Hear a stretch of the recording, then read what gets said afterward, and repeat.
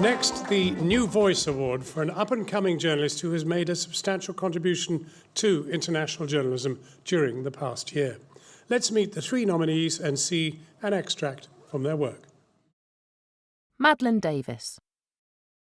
For the past year, 30-year-old Madeleine Davis has been reporting on how antibiotic resistance is affecting countries in the global south. She travelled to India and Malawi, producing a series of reports, and reported from Afghanistan and Gaza remotely. One of the Gazans dealing with the impact of injury and superbug infection is Fahid Zuhud. He was throwing stones near the border when a bullet shattered his leg. He was rushed to hospital for surgery, but his wound became infected and he developed a serious infection inside the bone. Doctors have not been able to identify the strain, but believe it is multi-drug resistant because he's had every antibiotic available to no effect. If his infection had been treatable with antibiotics, he might be able to walk by now.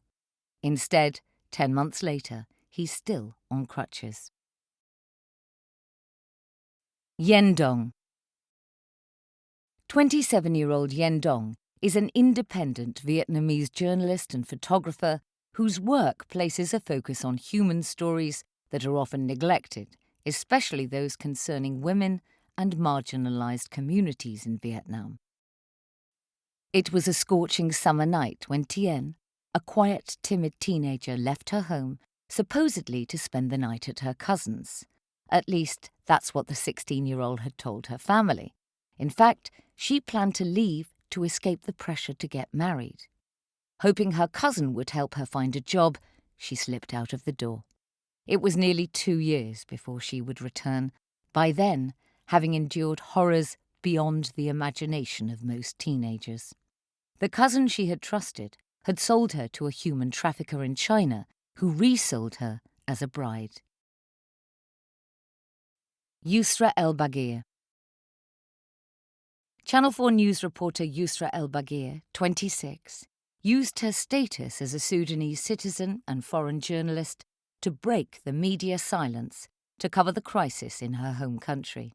Her powerful reports have provided rare access into the heart of the uprising and exposed the brutal tactics of the regime.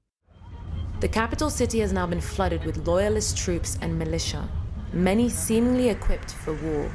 The streets of Khartoum seem calm today when there are armed forces and undercover security agents deployed all across the city. We can't film anything openly without risking arrest or assault. We nearly just got caught a second ago. The government isn't backing down, and neither are the protesters. With more nationwide demonstrations planned for Monday, Sudan is now caught in a critical and dangerous moment in its history.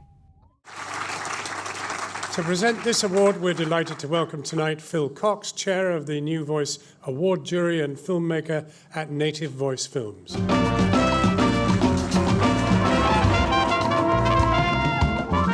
Hello everyone, Tango Stogain. This is a really special award and you should all be a little afraid in the audience because these are new voices and the coming. Hold on to your jobs. These are three very special women whose work you've just seen.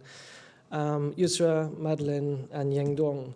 As jurors, as watching their work, I mean, without falling into platitudes, but it was exceptional. And it was exceptional for the reasons that they prepared to put themselves on the line physically.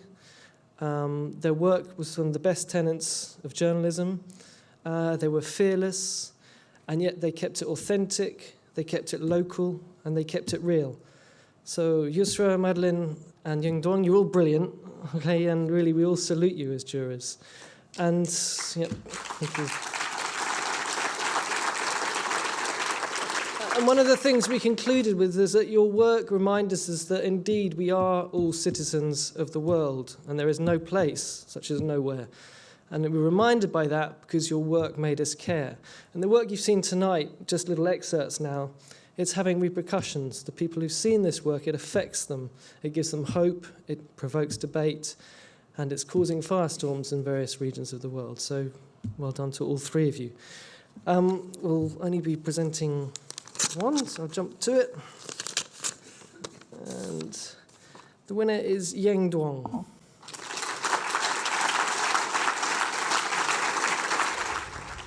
I feel so honored to have my works recognized in this way. There's always been this urge in me to tell Vietnam stories from my own perspective as someone grown up here, living here, and being deeply connected to this place. I've also been made aware of a lot of restrictions on me as a local and as a woman photographer and journalist. However, I'm also a stubborn person who wondering about those rules.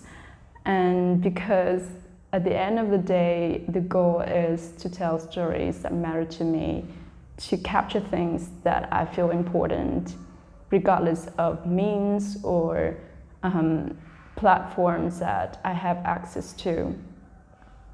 So thank you so much to the judges for recognizing the importance of local reporting, to One World Media for giving me the platform to speak about my experience, and to all the local reporters and photographers who continue doing admiring works, covering stories from home despite constant harassment and interruptions of their work.